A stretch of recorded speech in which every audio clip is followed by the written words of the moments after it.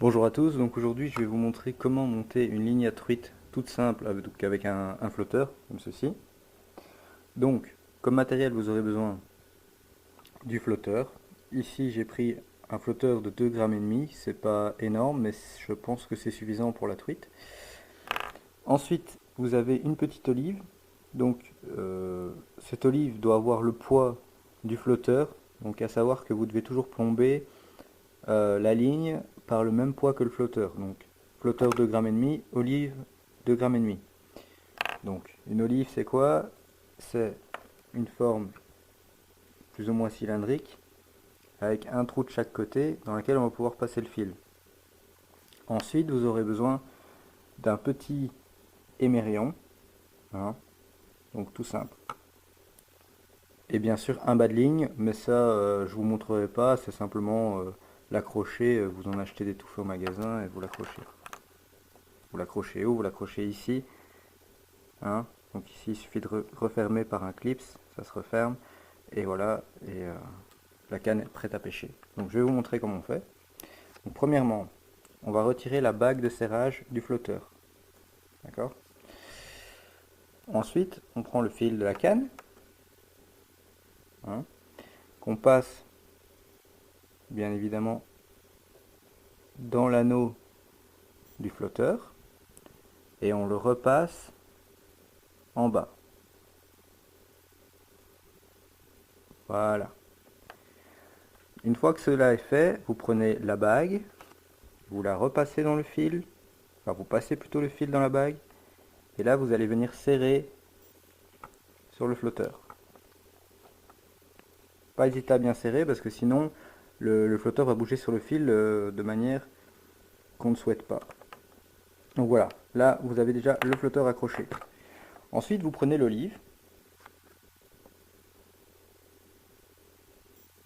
et vous passez le fil dans le trou de l'olive, si vous y arrivez.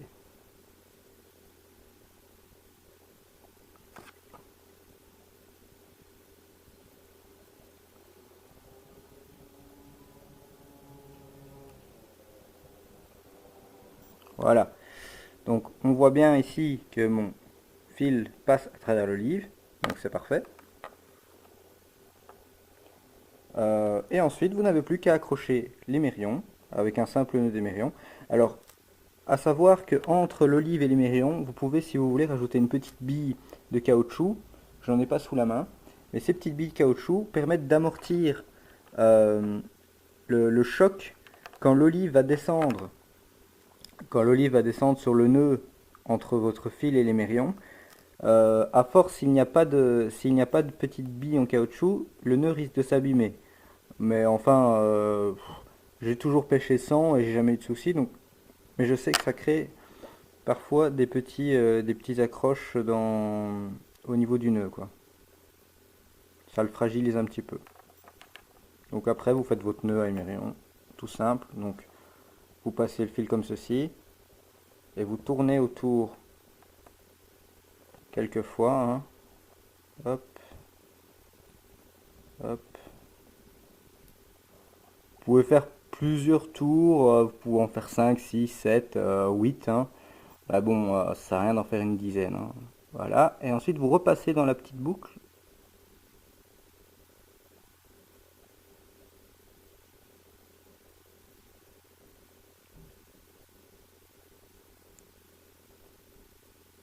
Décidément, je vois pas bien aujourd'hui. Et voilà, c'est passé. Et là, vous tenez le fil, tout simplement, vous voyez, et vous tirez ici. Hop. Et voilà, regardez. Donc là, on voit bien, ça tiendra, hein, il n'y a pas de souci. C'est très bien accroché. Et donc, comme je le disais, vous n'aurez plus qu'à accrocher votre bas de ligne ici et à reclipser.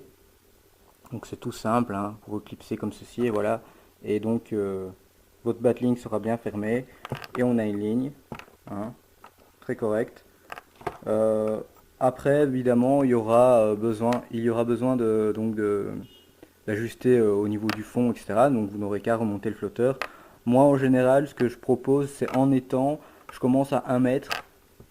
Donc je mets à 1 mètre ici le flotteur. par rapport à l'Hyméréon. Et en général, c'est grosso modo ce qu'il faut. Après, ça dépend si vous pêchez à la patte, si vous pêchez au verre, etc. Ça dépend.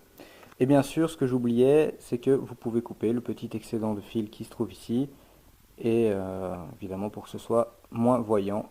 Et voilà, j'espère que cette petite vidéo vous aura plu. Peut-être qu'elle vous aidera à monter une ligne, même si c'est pas très sorcier.